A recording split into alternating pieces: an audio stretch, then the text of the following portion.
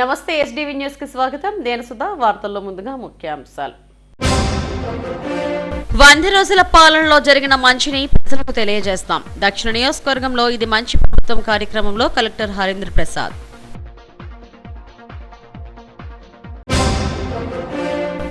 తిరుమల లడ్డూ పవిత్రతను గత ప్రభుత్వం దెబ్బతీసింది. నందిని సంస్థను ఎందుకు పక్కకు తప్పించారో చెప్పాలన్న ఎంపీ శ్రీభరత్. లడ్డు వివాదంపై టీటీడీ ఈవో శ్యామలరావు సంచలన వ్యాఖ్యలు. నెయ్యి నాణ్యత బాగోలేదని పరీక్షల్లో తేలిందని వెల్లడి. కేంద్ర ప్రభుత్వ విధానాల వల్లే స్టీల్ ప్లాంట్ నష్టపోయింది. సీఎం చంద్రబాబు ఉక్కుపై అభండాలు వేయడం సరికాదన్న సిఐటియు నేత నరసింగరావు. రాష్ట్ర ప్రభుత్వం 100 రోజుల్లో జరిగిన మంచిని ప్రజలకు తెలియజేయడమే ఇది మంచి ప్రభుత్వ లక్ష్యమని జిల్లా కలెక్టర్ హరీంద్ర ప్రసాద్ అన్నారు. దక్షిణ నియోజకవర్గంలోని 27వ వార్డులో ఎమ్మెల్యే వంశీకృష్ణ శ్రీనివాస్ ఆధ్వర్యంలో నెహ్రూ బజార్ వద్ద ఇది మంచి ప్రభుత్వం కార్యక్రమాన్ని నిర్వహించారు. 100 రోజుల్లో ప్రభుత్వం చేపట్టిన అభివృద్ధి సంక్షేమ కార్యక్రమాలను ఇంటింటికి వెళ్లి వివరిస్తామన్నారు. ప్రధానంగా పింఛన్ల పెంపు, మెగా డిఎస్సీ ద్వారా 16,000కు పైగా ఉద్యోగాల భర్తీ వంటి కార్యక్రమాలను వివరిస్తామన్నారు. ఒకవైపు సంక్షేమం, మరోవైపు అభివృద్ధి చూసుకుంటూ ప్రజల ఆకాంక్షలకు అనుగుణంగా ప్రభుత్వం నడుస్తుందని ఎమ్మెల్యే వంశీకృష్ణ తెలిపారు. ఉద్యోగులకు 1వ తేదీనే జీతాలు అందిస్తుందని ఘనత కూటమి ప్రభుత్వానిదన్నారు. ఈ కార్యక్రమంలో విఎంఆర్డీఏ కార్యదర్శి కీర్తి, సీతంరాజు సుధాకర్ తదితరులు పాల్గొన్నారు. ప్రతి నెల 1వ తారీఖున జీతాలు చూసి చాలా ఎంప్లాయీస్ వాళ్ళందరికీ కూడా 1వ తారీఖున జీతాలు పడతా ఉన్నాయి. ఆ ప్రభుత్వం ఉన్నప్పుడు ఎప్పుడు పడతాయో తెలీదు, ఎప్పుడు ఎన్ని రకాల ఇబ్బందులు పడేవాళ్ళు. ఇలాంటి అద్భుతమైన కార్యక్రమాలతో పాటు ముఖ్యంగా మా ఆస్తులు కాపాడుకోవాలి, మా ఆస్తులు మాకు ఉండాలని ఒక ధైర్యంతో ఉండేవాళ్ళమే. అవి పోగొట్టే విధంగా ల్యాండ్ టైటిలింగ్ యాక్ట్ పెట్టి ఆయన బుక్ వేసుకొని ఆ డాక్యుమెంట్ కూడా ఆయన దగ్గర ఉంచుకుంటాను ఒక కార్యక్రమం పెట్టాడు. దాన్ని కూడా ఇవాళ రద్దు చేసి ఈ రాష్ట్ర ప్రజలకి మనోధైర్యాన్ని నింపినటువంటి వ్యక్తి ఇవాళ చంద్రబాబు నాయుడు గారు. ఓ పక్క ఉప ముఖ్యమంత్రి గారు, మరో పక్క చంద్రబాబు నాయుడు గారు ప్రజలకు అనుగుణంగా ఇలాంటి ఎన్నో సంక్షేమ పథకాలు, ఎన్నో కార్యక్రమాలు చేసుకుంటూ ఒక అద్భుతమైన పరిపాలనకు నాంది పలికారు. కాబట్టి ఈ 100 రోజులు జరిగినటువంటి అభివృద్ధిని, సంక్షేమ పథకాలను ప్రజల్లోకి తీసుకెళ్లాలని చెప్పేసి ఇవాళ ముందుకు వెళ్తూ ఉన్నాం. అందులో భాగంగా వాళ్ళ కార్యక్రమం జరుగుతూ ఉంది. ఖచ్చితంగా ఇచ్చిన ప్రతి మాటను నిలబెట్టుకుంటామని చెప్పి మీకు తెలియజేస్తాం. ఫ్లడ్స్లో ప్రభుత్వం ఎటువంటి చర్యలు తీసుకునింది, అదేవిధంగా గౌరవ ముఖ్యమంత్రి వర్యులు 10 రోజుల పైన అక్కడే ఉండి ఎటువంటి చర్యలు తీసుకోవడం జరిగింది అనేది గురించి ప్రజలకు వివరించడం జరుగుతుంది. ఈ కార్యక్రమం రాష్ట్ర వ్యాప్తంగా జరుగుతుంది. మన విశాఖపట్నం జిల్లా తీసుకుంటే దాదాపు 607 గ్రామ మరియు వార్డు సచివాలయాలు ఉన్నాయి. ప్రతి సచివాలయం పరిధిలో కూడా ఈ కార్యక్రమం చేపట్టడం జరుగుతుంది. ప్రజాప్రతినిధులు ఒక సమన్వయంతో మన ప్రభుత్వం చేపడుతున్న కార్యక్రమాల గురించి, అదేవిధంగా మన ఒక విషన్ గురించి కూడా ఈ కార్యక్రమంలో భాగంగా మనం వివరించడం జరుగుతుంది. ఇతర తాలూకా ఆకాంక్షలు, యాస్పిరేషన్స్ మీట్ అవ్వటం జరగకపోవటం వల్లే ఈ కూటమి తాలూకా ప్రభుత్వానికి ఇంత మద్దతు ఉవ్వెత్తున జరిగింది. సో ఈ ప్రభుత్వానికి పబ్లిక్ తాలూకా యాస్పిరేషన్స్ మీట్ అవ్వకపోతే ఏ నష్టం జరుగుతుందో అని ఖచ్చితంగా తెలిసి ఎరిగిన ప్రభుత్వం కాబట్టే గౌరవ ముఖ్యమంత్రి కానీ, పవన్ కళ్యాణ్ గారు కానీ దానికి తగ్గట్టుగానే యూత్కి డిఎస్సి కానీ లేదా ల్యాండ్ టైటిలింగ్ యాక్ట్ కానీ ఈ ఉద్యోగస్తులు తిరుమలలో భక్తుల మనోభావాలు దెబ్బతినేలా గత ప్రభుత్వం వ్యవహరించిందని విశాఖ ఎంపీ శ్రీభరత్ మండిపడ్డారు. నేషనల్ డైరీ రిపోర్ట్ తాను చూశానని 5 పరీక్షలు చేస్తే నెయ్యి కాదు, అంతకు మించి కొవ్వు పదార్థాలు ఉన్నట్టు తేలాయని స్పష్టం చేశారు. పామాయిల్, ఇతర నీచమైన నూనెలు అందులో ఉన్నాయని చెప్పారు. వైసీపీ పాలనలో ఎప్పుడూ స్వచ్ఛమైన నెయ్యి ఇచ్చే నంది సంస్థను ఎందుకు అడ్డుకున్నారని ప్రశ్నించారు. దీనికి వైసీపీ పెద్దలు సమాధానం చెప్పాలన్నారు. ప్రభుత్వం మారి కూటమి సర్కార్ వచ్చిన తర్వాతే లడ్డు విషయం వచ్చిందని, పరీక్షలు చేస్తే వాస్తవాలు బయటపడ్డాయని అన్నారు. వైసీపీ హయాంలో తప్పులు చేయడమే కాకుండా వాటిని దాచిపెట్టారని ఆరోపించారు. తిరుపతి తరహా ఘటనతో మిగిలిన ఆలయాల్లో కూడా పరీక్షించాల్సిన పరిస్థితి ఉందన్నారు. అధికారంలోకి వెళ్లిన రాష్ట్రాన్ని మళ్లీ వెలుగులోకి తీసుకురావాల్సిన అవసరం కూటమి ప్రభుత్వంపై ఉందన్నారు. స్టీల్ ప్లాంట్ కు 500 కోట్ల సాయం కేంద్రం చేసిందన్నారు. ఉక్కు మంత్రి కూడా స్టీల్ ప్లాంట్ పై దృష్టి పెట్టారని చెప్పారు.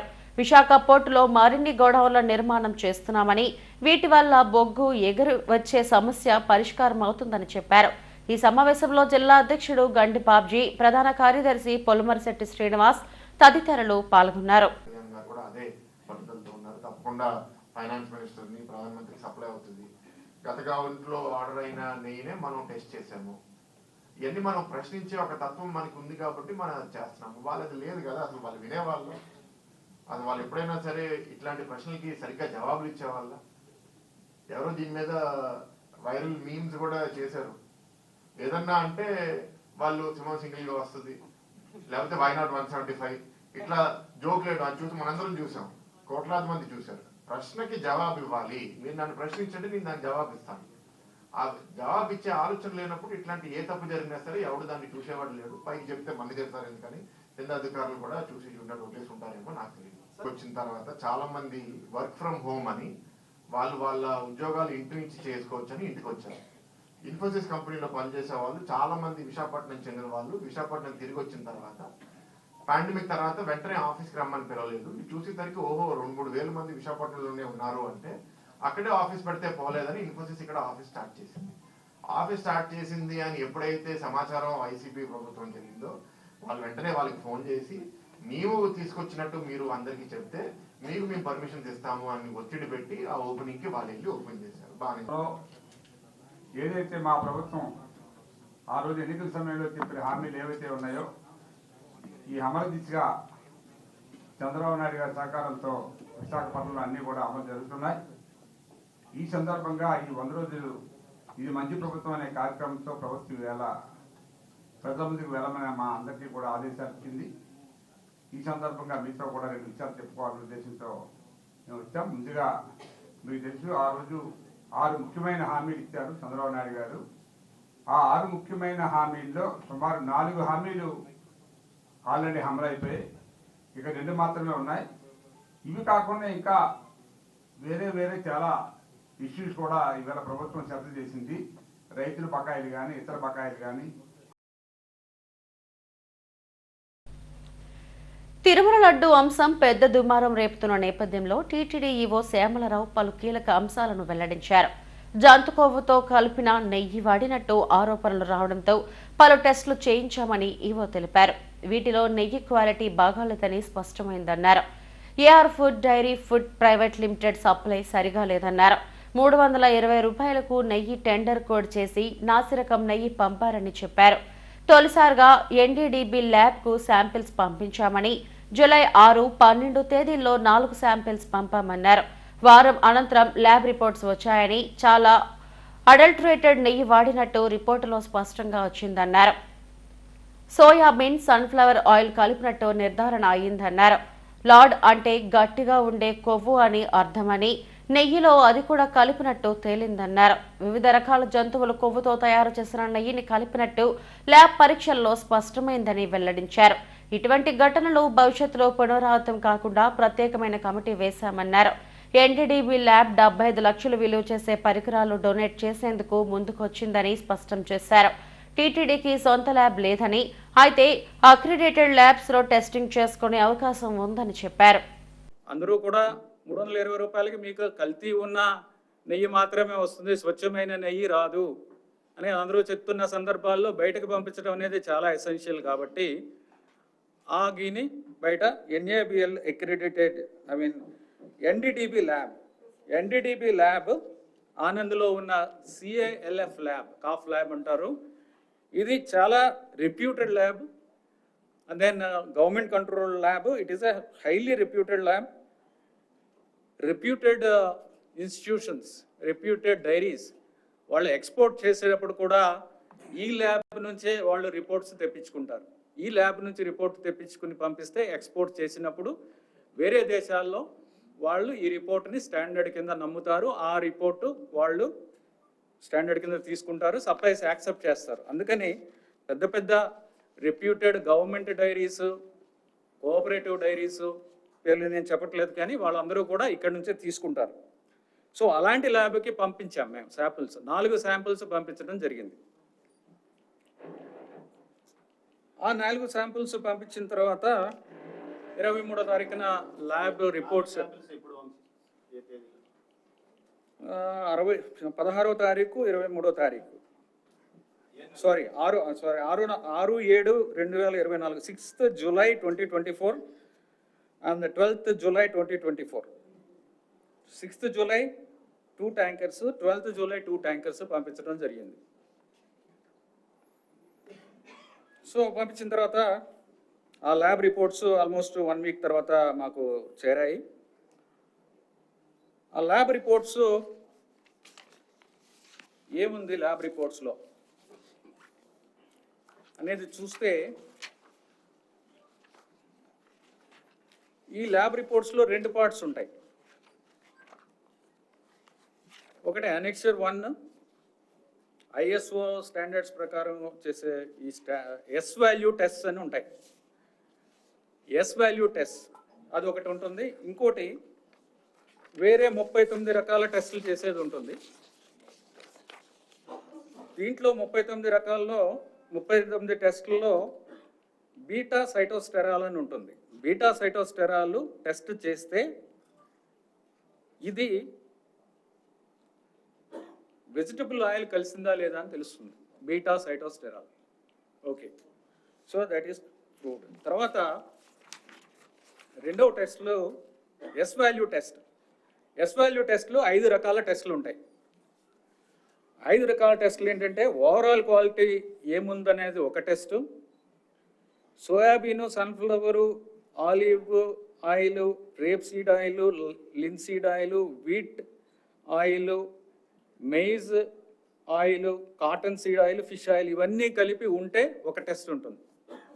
ఆ టెస్ట్ చేస్తే వచ్చే రిజల్ట్ ఒక రేంజ్ ఉండాలి. ఆ రేంజ్లో ఉంటే అది కరెక్ట్గా ఉన్నట్టు, ఆ రేంజ్ బయట ఉంటే అది అడల్టరేటెడ్, ఆ పర్టికులర్ అడల్టరేషన్ ఉన్నట్టు అది క్లియర్గా ఈ ల్యాబ్ రిపోర్ట్స్లో చెప్తున్నారు. సో ఈ 5 టెస్టుల్లో టోటల్ ప్యూరిటీ టెస్ట్ అంటే మనం తీసుకున్న శాంపుల్ ఏ విధంగా ఉంది, ఓవరాల్గా మిల్క్ ఫ్యాటా కాదా ఇది అనేది చెప్తుంది. మిల్క్ ఫ్యాటా కాదా, మిల్క్ ఫ్యాటా కాదా అని చూస్తే అది ఓవరాల్గా 95.68 నుంచి 104.32 మధ్యలో ఉండాలి. ఇది టోటల్గా 95.68 to 104.32 మధ్యలో ఉండాలి ఓవరాల్గా టెస్ట్ చేస్తే. ఇది చాలా అబ్నార్మల్గా ఉంది. 20.32 అంటే it is highly adulterated.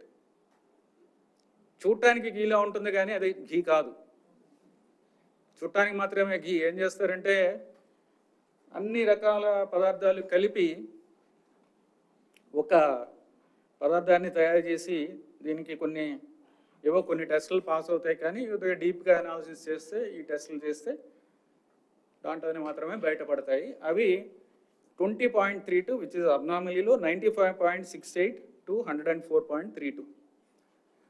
So అది ఒకటి వెరీ అన్ఫార్చునేట్ రిజల్ట్. తర్వాత సోయాబీన్, సన్ఫ్లవర్ ఆయిల్ దీనికి సంబంధించిన టెస్ట్ రిజల్ట్ 98 పైన ఉండాలి. ఇది 87.61 87.61 వచ్చింది S value. That means this is adulterated with soybean, sunflower, olive, rapeseed, all these things మీకు ఇంతకు ముందే చెప్పాను ఆ రిపోర్ట్ దాంట్లో. తర్వాత లార్డ్ అంటే పిగ్ స్కిన్ కింద ఉండే ఫ్యాట్, పిగ్ ఫ్యాట్ అనుకోవచ్చు. అది లార్డ్ అనేది వాల్యూ ఆ టెస్ట్ చేస్తే 116 వచ్చింది. ఉండాల్సింది ఎంతంటే 102కి కింద ఉండాలి. It should be below 102, but it is above 102.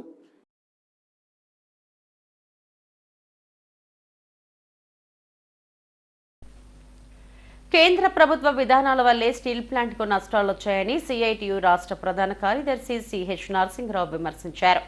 Private ఉక్కు ఫ్యాక్టరీలు మాదిరిగా విశాఖ స్టీల్ ప్లాంట్కు లాభాలు ఎందుకు రావడం లేదంటూ సీఎం చంద్రబాబు ఈ నెల 17న జరిగిన ప్రెస్ మీట్లో ప్రశ్నించారన్నారు.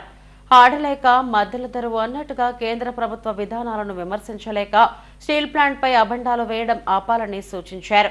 ఉక్కుకు 120% ఉత్పత్తి సామర్థ్యాన్ని సాధించిన చరిత్ర ఉందన్నారు. కేంద్రం గత 30 ఏళ్లలో ₹1 కూడా ఇవ్వకపోయినా సొంత లాభాలతో 32 లక్షల టన్నుల సామర్థ్యం నుంచి 73 లక్షల టన్నుల ఉత్పత్తి సామర్థ్యానికి పెరిగిందన్నారు. హుదూద్ నష్టాలు 1000 కోట్లకు కేంద్రం ₹1 కూడా భరించలేదని, కోవిడ్ కాలంలో కూడా విశాఖ స్టీల్ ప్లాంట్ లాభాల్లోనే నడిచిందని చెప్పారు. రాజకీయ కారణాలతో రాయ్ బరేర్లోని రైల్ వీల్ ప్లాంట్ కోసం 2000 కోట్లు అనవసరంగా ఖర్చు పెట్టించారని మండిపడ్డారు. స్టీల్ ప్లాంట్ రక్షణ కోసం అక్టోబర్ మొదటి వారంలో అన్ని వర్గాల ప్రజలతో కలిసి 3 రోజుల పాటు రాష్ట్ర వ్యాప్తంగా నిరాహార దీక్షలు జరుపుతామని చెప్పారు. జగదాంబ సిఐటియు కార్యాలయంలో మీడియాతో మాట్లాడారు. సత్యం ట్రేడ్ యూనియన్ల మీద దాడి చేయడం జరిగింది. అంటే ఒక పథకం ప్రకారం ఈరోజు స్టీల్ ప్లాంట్ యూనియన్లకు వ్యతిరేకంగా దాడి ప్రారంభమైంది. దీన్ని మేము తీవ్రంగా ఖండిస్తున్నాం. స్టీల్ ప్లాంట్ని రక్షించేదానికి కేంద్ర ప్రభుత్వం మూడోసారి వచ్చిన తర్వాత మార్గం సుగమం చేస్తారని కుమారస్వామి గారు వచ్చి స్వయంగా సందర్శించిన తర్వాత మార్పు ఉంటుందని ఆశించాం. కానీ దానికి పూర్తి భిన్నంగా యూటర్న్ తీసుకోవడం జరిగింది. ఈ వారం పరిణామాలు చాలా తీవ్రమైనటువంటి పరిణామాలు వచ్చాయి. స్వయంగా ముఖ్యమంత్రి గారు ప్రైవేటు ఉక్కు కర్మాగారాలని లాభాల బాటలో నడుస్తుంటే విశాఖ ఉక్కు కర్మాగారం ఇలా బస్సు పెట్టడం అని అమరావతిలో 17వ తేదీన మాట్లాడారు. దేశంలో ప్రైవేట్ స్టీల్ కంపెనీలు అత్యంత దారుణంగా దివాలా తీశాయి. ఎస్ఆర్ స్టీల్స్ 55,000 కోట్ల రూపాయలు బ్యాంకుల నుంచి అప్పులు చేసి దివాళా తీస్తే దాన్ని బ్యాంకు డబ్బులు రైట్ ఆఫ్ చేసి ఆర్సెల్ మిట్టల్ అనే వాళ్ళకి అప్పచెప్పారు. మన ఇది విశాఖపట్నం చావుర్మదంలోనే ఉన్నటువంటి ఎస్ఆర్కి వెళ్తే ఎవరికైనా తెలుస్తుంది. అది ఈరోజు ఎస్ఆర్ కంపెనీ కాదు, Arcelor Mittal Nippon company. Bhushan steel పెద్దవన్నీ ఇంటర్నేషనల్గా కూడా ప్రైవేట్ కంపెనీలు అనేకం స్టీల్ ప్లాంట్లు దివాళా తీశాయి. విశాఖ స్టీల్ ప్లాంట్ ఈ రోజుకి కూడా అత్యంత బలోపేతమైనటువంటి స్టీల్ ప్లాంట్ అని ఛాలెంజ్ చేసి చెప్పగలం. 30 ఏళ్ళు సొంత గనులు లేకుండా విశాఖ స్టీల్ ప్లాంట్ నడిచిందంటేనే దాని గొప్పతనం ఏమిటో అర్థమవుతుంది. సముద్ర తీరాన ఉన్నటువంటి ఏకైక స్టీల్ ప్లాంట్, 22,000 ఎకరాలు రైతులు భూములు త్యాగం చేసినటువంటి స్టీల్ ప్లాంట్, 32 మంది ప్రాణాలు త్యాగం చేసి అత్యంత బ్రహ్మాండంగా నడిచినటువంటి స్టీల్ ప్లాంట్ 120% ఉత్పత్తి సామర్థ్యంతో నడిచింది. దివ్యాంగుల ఆర్థిక ప్రమాణాలు మెరుగుపరిచేందుకు ప్రత్యేక కృషి చేస్తున్నామని కేంద్ర మంత్రి వీరేంద్ర కుమార్ వెల్లడించారు. గవర్నర్ అబ్దుల్ నజీర్తో కలిసి ఏయూలోని మెరైన్ ఎగ్జిబిషన్ గ్రౌండ్లో దివ్యకళా మేళాను ప్రారంభించారు. విశాఖ ఏయూ మెరైన్ గ్రౌండ్లో దివ్యకళా మేళా ఘనంగా ప్రారంభమైంది. కేంద్ర మంత్రి వీరేంద్ర కుమార్, గవర్నర్ నజీర్, ఎంపీ శ్రీభరత్లు ముఖ్య అతిథులుగా హాజరై ఈ మేళాను ప్రారంభించారు. ఈ మేళాలో 20 రాష్ట్రాల నుంచి 100 మంది కంటే ఎక్కువ దివ్యాంగ కళాకారులు పాల్గొన్నారు. దేశ సంస్కృతి సాంప్రదాయాలను ప్రతిబింబించే విధంగా వివిధ లోహాలతో తయారు చేసిన వస్తువులు, కర్రతో చేసిన సామాగ్రి, పింగాణి, తోలు, చేనేత వస్త్రాలు, వివిధ కళాకృతులు ఈ మేళాలో ప్రదర్శించారు.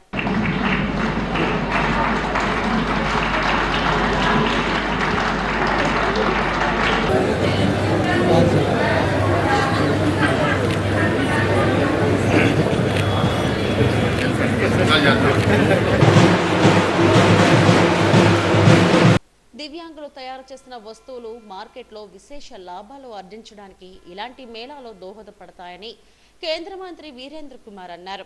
2022 డిసెంబర్లో న్యూఢిల్లీలో తొలి దివ్యకళా మేళాను నిర్వహించామని, ఇప్పటి వరకు 18 రాష్ట్రాల్లో మేళాలు నిర్వహించినట్టు వెల్లడించారు. విశాఖలో 19వ దివ్యకళా మేళాను నిర్వహిస్తున్నామని చెప్పారు. ఇలాంటి మేళాల వల్ల కళాకారులకు ఉత్పత్తులు ప్రదర్శించే అవకాశం రావడమే కాకుండా పెద్ద వ్యాపార సంస్థలతో ఒప్పందాలు చేసుకునే వెసులుబాటు కలుగుతుందని గవర్నర్ అబ్దుల్ నజీర్ చెప్పారు.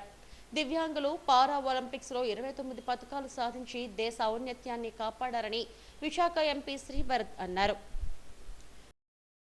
दिव्यांगजनों के प्रति संवेदनशीलता सर्वविदित है और पहली बार देश के किसी प्रधानमंत्री ने जो कि तरह तरह के शब्दों से इनको संबोधित किया जाता था दिव्यांगजनों को, और माननीय प्रधानमंत्री जी के द्वारा दिव्यांगता शब्द देकर उनके अंदर एक आत्मगौरव और एक स्वाभिमान का जीवन जीने का भाव जागृत करने का काम माननीय प्रधानमंत्री जी के द्वारा किया गया।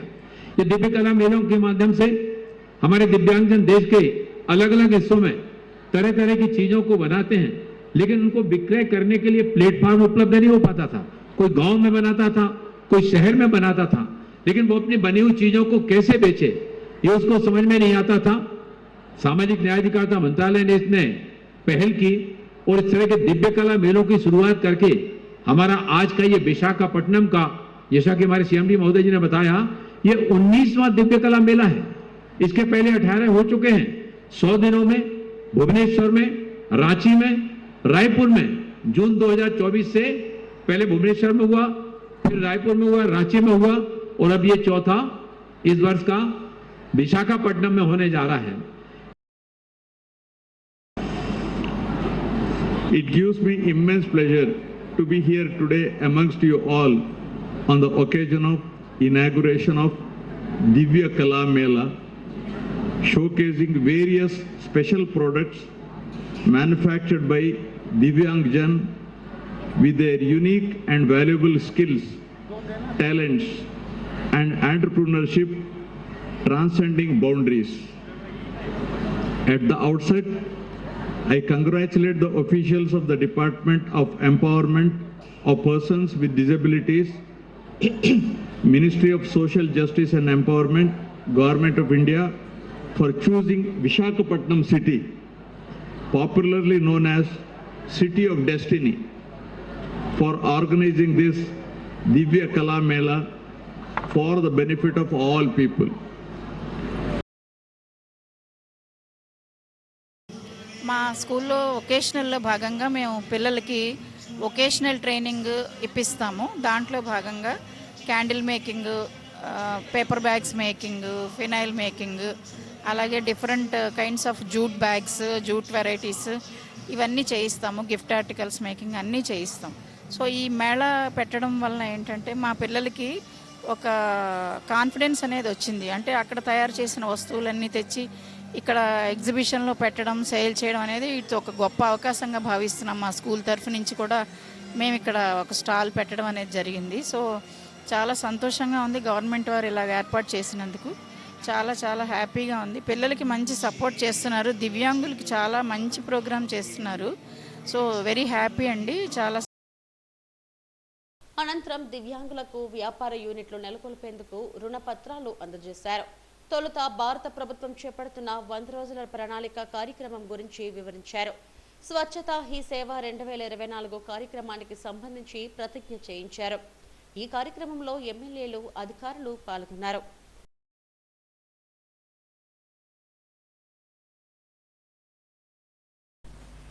మతోన్మద కార్పొరేట్ శక్తులను ఓడించడమే కామ్రేడ్ సీతారాం ఏచూరికి నిజమైన నివాళి అని సిపిఎం రాష్ట్ర కార్యదర్శి శ్రీనివాసరావు అన్నారు. అల్లూరి విజ్ఞాన కేంద్రంలో ఏచూరి సంతాప సభ నిర్వహించారు.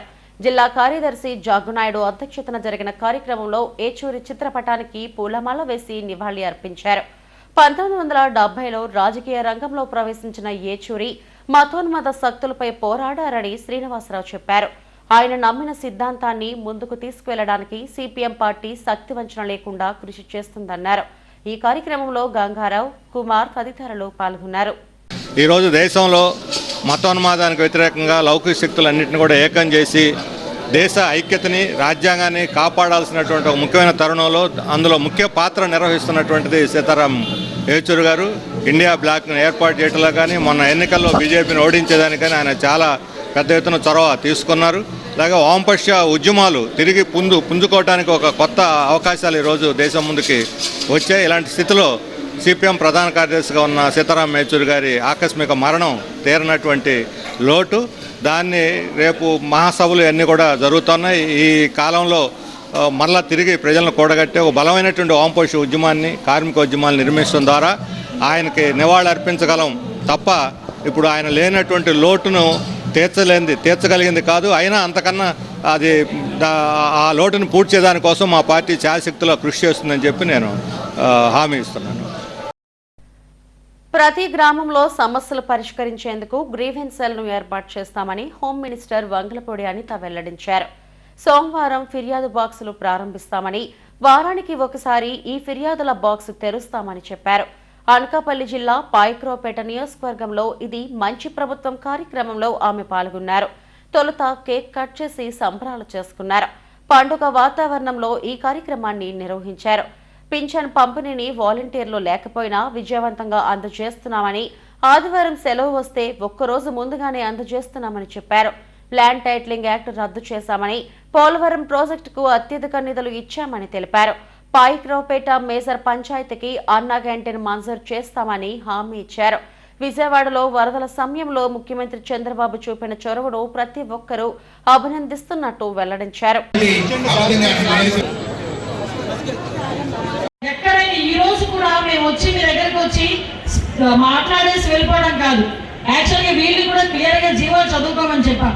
ప్రతి మండలంలోని ప్రతి గ్రామంలోని కూడా ఒక ప్రజా వేదిక ఏర్పాటు చేయాలి.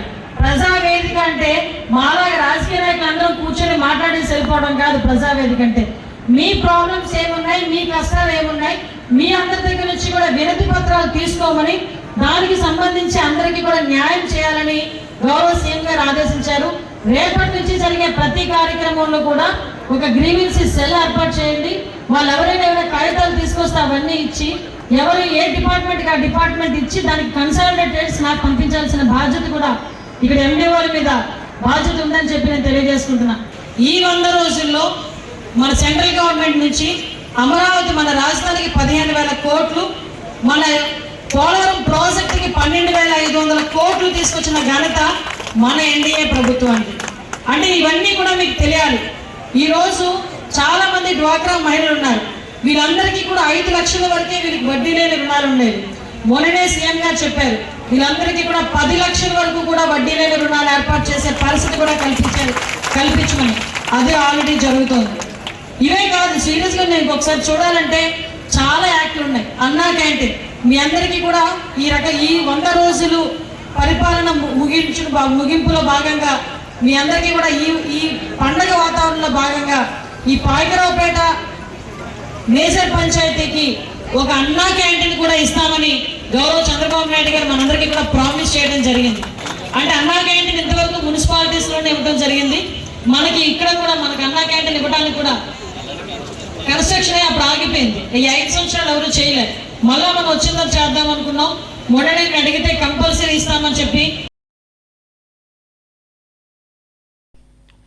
ఈ నెల 27వ తేదీన దేవర సినిమాను విడుదల చేస్తున్నామని ఆ చిత్ర దర్శకుడు కొరటాల శివ వెల్లడించారు. తిరుమల శ్రీవారిని దర్శించుకున్న అనంతరం ఆలయం వెలుపల మీడియాతో మాట్లాడారు. దేవర సినిమా ఘన విజయం సాధించేలా దీవించమని స్వామివారిని వేడుకున్నట్టు చెప్పారు. 27వ తారీఖు దేవర సినిమా ప్రపంచవ్యాప్తంగా రిలీజ్ అవుతుంది. ఈసారి సినిమా మొదలయ్యే ముందు స్వామివారిని దర్శించుకోవడం అలవాటు. స్వామివారి ఆశీస్సులతో పెద్ద ఘన విజయం సాధించాలని ఆశిస్తున్నాను. అన్ని సినిమా తర్వాత అన్ని అనౌన్స్ చేస్తాను. ఈవెంట్ తిరుపతిలో పెట్టే అవకాశం హైదరాబాద్ అంత హైదరాబాద్ జరుగుతుంది. రిలీజ్ సక్సెస్ మీట్ ఎక్కడో ఇంకా తెలియదు, అనుకోలేదు ఇంకా. తిరుమల శ్రీవారి ఆలయంలో జరుగుతున్న పరిణామాలు తనను చాలా బాధకు గురి చేస్తుందని ఆలయం మాజీ ప్రధాన అర్చకులు రమణ దీక్షితులు ఆవేదన వ్యక్తం చేశారు. శ్రీవారి లడ్డూ ప్రసాదంలో కల్తీ జరగడం చాలా బాధాకరమన్నారు. అంతేకాక స్వామివారికి సాంప్రదాయ పద్ధతిలో నివేదనలు జరగడం లేదని ఆయన ఆరోపించారు. తిరుమలలోని ఆయన నివాసంలో ఏర్పాటు చేసిన మీడియా సమావేశంలో రమణ దీక్షితులు మాట్లాడారు. ఆవు పాలతో తయారు చేసిన నెయ్యిలో అది స్థావరమైనా కానీ జంగమైనా కానీ కొవ్వు పదార్థాలు కలవడానికి వీలు లేదు. అది ఇంప్యూరిటీస్ కింద లెక్క వస్తుంది. ఇప్పటి ప్రభుత్వం పదవికి రాగానే తిరుమలను ప్రక్షాళన చేస్తామని తిరుమలలోనే ముఖ్యమంత్రి గారు సెలవిచ్చారు. దానికి తగినట్లు ఎన్నో చర్యలు తీసుకున్నారు కూడా. ఇది అనుకోకుండా బయటపడిన విషయం. భక్తులకు ఎటువంటి బాధ ఉండదు. కాబట్టి ఎవరు వచ్చినా కూడా స్వామివారు మనకందరికీ అధికారి అని, స్వామివారిని తృప్తిపరచడం వల్ల మనమందరం క్షేమంగా ఉంటామనే ఒక నమ్మకంతో, మన సనాతన ధర్మం మీద ఉన్న నమ్మకంతో మనం నడుచుకుంటే అందరూ క్షేమంగా ఉంటాము. ఇందులో ప్రభుత్వం, ఈ ప్రభుత్వము ఆ ప్రభుత్వం అనేదో లేకపోతే దీనివల్ల ఎవరు లాభపడతారు ఎవరు నష్టపడతారు అనేది విషయం కాదు. ఇది లౌకికమైన విషయం కాదు, ఇది దైవికమైన విషయం, ఆగమ శాస్త్ర సంబంధమైన విషయం. కాబట్టి ఆ సంబంధంగానే నేను కూడా ఈ విషయంలో నేను మాట్లాడుతున్నాను. ఎక్కువ చేయకూడదు అనేది ఎప్పుడు లేదు, కానీ తక్కువ చేయడం మట్టుకు అపచారం అవుతుంది. దాన్ని ప్రభుత్వం దృష్టికి తీసుకెళ్తున్నాము. అది దిట్టం ప్రకారం స్వామివారికి ఏ వేళలో ఎంత ప్రసాదం నైవేద్యం చేయాలనేది దాన్ని తయారు చేసి శుచిగా, శుభ్రంగా, తాజాగా తయారు చేసి స్వామివారికి నైవేద్యం పెడితే స్వామి ఎప్పుడు ప్రసన్నులు అవుతారో అప్పుడు భక్తులకు అందరికీ కూడా మంచి జరుగుతుంది. రాష్ట్రము, దేశం సుభిక్షంగా ఉంటుంది. ఎట్లాగైతే సూర్యుడు తన కిరణాలతో నీటిని ఆవిరిగా తీసుకొని వర్షంగా మనకి ఇస్తాడో, అలాగే మనం నైవేద్యం పెట్టే ప్రసాదాల నుంచి సారాన్ని భగవంతుడు గ్రహించి మనకు అనుగ్రహంగా వరాలుగా ఇస్తారని చెప్పేది ఆగమ శాస్త్రంలో చెప్పబడిన సమాచారం. అది పేదలకు పట్టెడన్నం పెట్టడమే అన్నా క్యాంటీన్లు లక్ష్యంగా వాటిని పునఃప్రారంభించామని ఎంపీ శ్రీభరత్, ఉత్తర ఎమ్మెల్యే విష్ణుకుమార్ రాజులు అన్నారు. జీవీఎంసీ 45వ వార్డ్ తాడ్చిట్లపాలెం సమీపంలో ఏర్పాటు చేసిన అన్నా క్యాంటీన్ను ప్రారంభించారు. అంతకుముందు ఇది మంచి ప్రభుత్వం కార్యక్రమంలో పాల్గొన్నారు.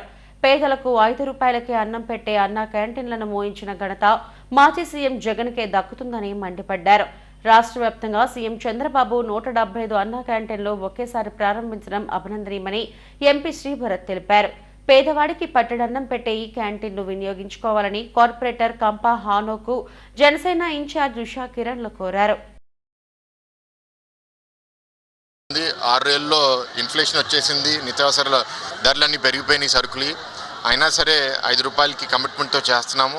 ఈ 5 సంవత్సరాలు నేను లెక్కేసుకుంటే ఇంచుమించు 4 కోట్ల మీల్స్ మనం డెలివరీ చేయబోతున్నాం అన్నా క్యాంటీన్స్ ద్వారా. ఈ క్యాంటీన్స్ ఉంటే ఇంకా ఎక్కువ వస్తే ఎక్కువ అవుతాయి. ఇందాక విష్ణు గారు అన్నట్టు దాతల సపోర్ట్తో ఇంకా సక్సెస్ఫుల్గా అవుతుంది. అందుకే చాలా మంచి ఐడియా చెప్పారు ఆయన. మీరు ఏదైనా సెలబ్రేషన్ చేసుకునేటప్పుడు మీ బర్త్డే అయినా లేకపోతే మీ పిల్లల బర్త్డే అయినా సరే, ఎలాగైతే వెళ్ళి మనం టెంపుల్లో కొన్నిసార్లు మనం అన్నదానం చేస్తామో, ఇప్పుడు అన్నా క్యాంటీన్లు కూడా పెడితే మేము కూడా గవర్నమెంట్తో మాట్లాడి ఇక్కడ ఒక స్క్రీన్ పెట్టించి లేకపోతే ఒక బోర్డు పెట్టించి వాళ్ళు ఇవాళ వీళ్ళ వల్ల మనకి భోజనం వస్తుందని చేయడం అనేది చాలా మంచి ఆలోచన. దాన్ని మేము టేకప్ చేస్తాం. ఇది సక్సెస్ స్టెబిలైజ్ చేయనివ్వండి అండి. స్టెబిలైజ్ చేసి ఎంతమంది రోజు తింటున్నారు, ఎందుకంటే అప్పుడు మనకి ఒక 1.5 year ఎక్స్పీరియన్స్ ఉండింది. అన్నా క్యాంటీన్కి మేము డొనేట్ చేస్తాము అనే ఉద్దేశంతో వస్తున్నారు. వారికి కూడా ధన్యవాదములు. విధి విధానాలు, ప్రొసీజర్స్ అన్ని తొందరలో మేము విడుదల చేస్తాము. అందరూ కూడా ఇది అత్యున్నత అద్భుతమైన కార్యక్రమంగా భావించవలసిన అవసరం ఉంది. ఎవరన్నా పుట్టినరోజులు అయితే ఆ పుట్టినరోజు బయట హోటల్స్లోనో 5 star హోటల్స్లోనో పెద్ద ఎత్తున డబ్బులు ఖర్చు పెట్టక్కర్లేకుండా ఇక్కడ మాకు కనుక డొనేషన్ ఇస్తే, అన్నా క్యాంటీన్కి సంబంధించిన డొనేషన్ ఇస్తే వారి పేరునే కూడా ఆ రోజు మిగిలిన వారికి, ఇక్కడ వచ్చిన వాళ్ళకి భోజనం పెట్టే సౌకర్యం కూడా ఏర్పాటు చేయడానికి విధి విధానాలు రూపొందిస్తున్నామని చెప్పి, ఆకలి తీర్చాలి, పేదవాడికి అండగా నిలబడాలన్న ఉద్దేశంతో కేవలం 5 రూపాయలకే మరి అన్ని పచ్చడి, కూర, సాంబారు, అలాగే ఫ్రై కర్రీతో సహా, పెరుగుతో సహా నాణ్యమైనటువంటి భోజనాన్ని కేవలం 5 రూపాయలకి ఏర్పాటు చేయడం అనేది కేవలం ఈ యొక్క కూటమి ప్రభుత్వానికి చెల్లిందన్న విషయాన్ని తెలియజేస్తూ దీన్ని ప్రతి ఒక్కళ్ళు కూడా వినియోగించుకోవాలని తెలియజేస్తాం. ఇక్కడ తినేవాళ్ళంతా పేద ప్రజలే. 5 రూపాయలకి భోజనం దొరుకుతుందంటే ఎక్కడైనా పనులు చేసుకుని వచ్చి ఇక్కడ భోజనం చేసి మళ్ళీ వాళ్ళందరూ ఇంటికి వెళ్తారు. అలాంటిది కూడా చేయలేని గత ప్రభుత్వాలు మరి ఈరోజు 150 నుంచి 11కి వచ్చిందంటే ఈ మన చిన్న తరగతి వాళ్ళని కూడా నోరు ఆపేయటమే. కాబట్టి మరి రాబోయే కాలంలో ఈ యొక్క క్యాంటీన్లు ఇలా అభివృద్ధి చెంది పేద ప్రజలకి 5 రూపాయలకి భోజనం పెట్టే విధంగా మరి ఈ ప్రభుత్వం మరి కృషి చేస్తుందని తెలియజేస్తుంది. పచ్చదనంతోనే కాలుష్యం నిర్మూలన అవుతుందని మాజీ కార్పొరేటర్ పప్పు రాజారావు అన్నారు. ఏపీఐఐసి ఆయిలా సంయుక్తంగా 71వ వార్డులో మొక్కలు నాటే కార్యక్రమాన్ని కుంచుమాంబ కాలనీ ఎఫ్సీఐ గొడౌన్ వద్ద నిర్వహించారు. కొన్నేళ్లుగా ఎఫ్సీఐ గొడౌన్లు నిరుపయోగంగా ఉన్నాయని, వీటిని వినియోగంలోకి తీసుకువచ్చి స్థానికులకు ఉపాధి కల్పించాలని రాజారావు కోరారు. ఆ బిల్డింగ్ లో పెట్టే స్టాక్ బియ్యం కానీ, పప్పులు కానీ, ఇతర మరి నిత్యావసర వస్తువులు స్టాక్ అక్కడ ఉండడం వలన ఆ స్టాక్ లోడింగ్ అన్లోడింగ్ లో మరి వ్యాన్లో ఎక్కించేటప్పుడు ఆ బస్తాల్లో చిల్లుల ద్వారా పడిపోయిన వస్తువులు తినడానికి సుమారు 200 పందుల దాకా అక్కడ సంచరిస్తున్నాయి. మరి పురుగులు ఉన్నాయి. ఆ పురుగులు గ్రామాల్లో మరి సంచరించి పిల్లల చెవుల్లో కానీ లేకపోతే పెద్దల అన్నం తింటే కంచాల్లో కానీ పురుగులు పడుతున్న పరిస్థితి ఉంది. మరి ఈ విషయం స్థానిక ప్రజాప్రతినిధులందరూ కూడా ఆలోచన చేసి శ్రీనగర్లో ఉన్న ఎఫ్సిఐ గోడౌన్స్ని ఈ సైట్లో తరలించిన ద్వారా ఇక్కడ ఏదైనా ఎంప్లాయ్మెంట్ పక్కన ఉన్న కాలనీ వాళ్ళకి కల్పించడం. మరి ఇక్కడ ఈ ప్రాంతం ఇలాగ ఉండడం వల్ల ఆక్రమణకు గురవుతుంది.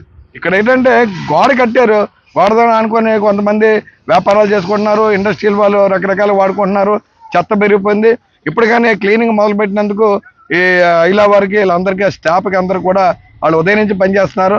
దీంట్లో భాగంగా మనం ఐలాకి ఇంకా కొన్ని సూచనలు చేయాలని చెప్పి ఈ ఐలా పరిధిలోనే 71వ ward Srinagar, Sriramnagar, Uppara colony, Gunnadara colony, Rellu colony పరిసర ప్రాంతాలకు ఉపయోగపడే శ్మశానం ఇక్కడ మరి ఇక్కడే ఉంది. ఓల్డ్ ఆర్టీఓ ఆఫీస్ లైన్లో ఉంది. దాన్ని కూడా గతంలో ఐలా వాళ్ళు 10 లక్షలు మరి వాళ్ళ అమౌంట్తోనే కాంపౌండ్ వాళ్ళ నిర్మాణం జరిగింది. ఇప్పుడు జీవీఎంసీతో ఇప్పుడు శ్మశానం అభివృద్ధి కూడా చెందుతుంది. ఈ ప్రాంతం అంతా పరిశుభ్రంగా పెట్టినట్లయితే ఈ మొక్కలు నాటే కార్యక్రమం భారీగా జరిగితే బాగుంటుందని చెప్పేసి కోరుకుంటున్నాం. ఈ పప్పురాజారావు నేను ఈరోజు ఈ కాలనీ ప్రెసిడెంట్గా మరి బాబురావు గారు కానీ అలాగే కోటేశ్వరరావు కానీ తాతారావు గారు కానీ ఇతర సభ్యులందరూ కూడా వచ్చి పర్యవేక్షణ చేశారు.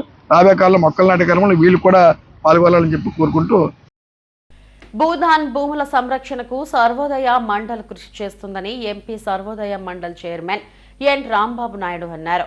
ప్రెస్ క్లబ్లో ఆయన మీడియాతో మాట్లాడారు. సర్వే నెంబర్ 132లో 50 ఎకరాల భూదాన్ యజ్ఞ బోర్డుకు చెందిన భూమిని అన్యాక్రాంతం కాకుండా సంరక్షించాలని కోరారు.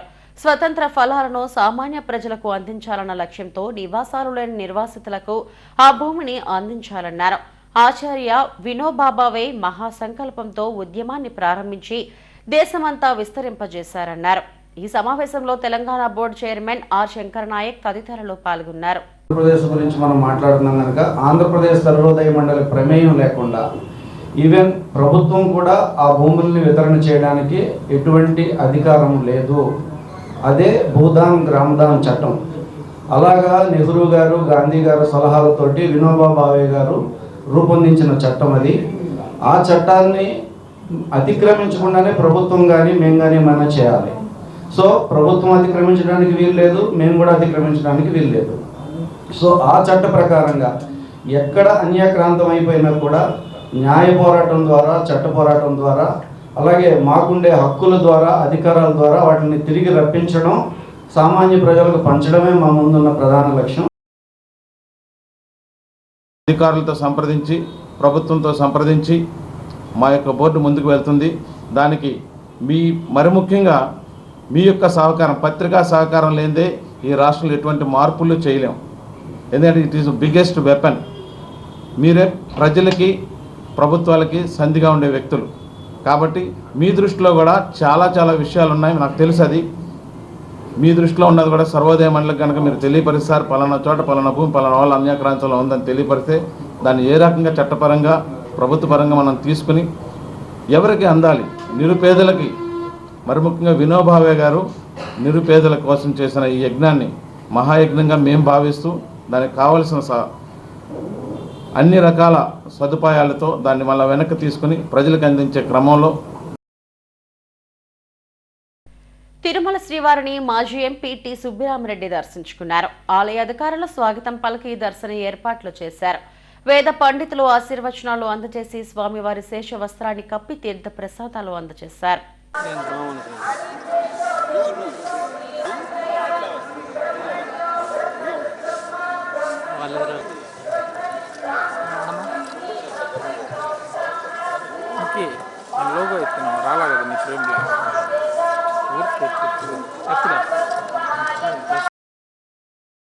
హెడ్లైన్స్ మరోసారి.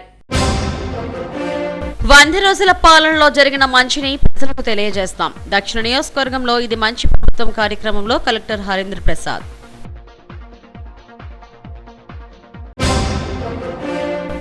తిరుమల లడ్డూ పవిత్రతను గత ప్రభుత్వం దెబ్బతీసింది. నందిని సంస్థను ఎందుకు పక్కకు తప్పించారో చెప్పాలన్న ఎంపీ శ్రీభరత్.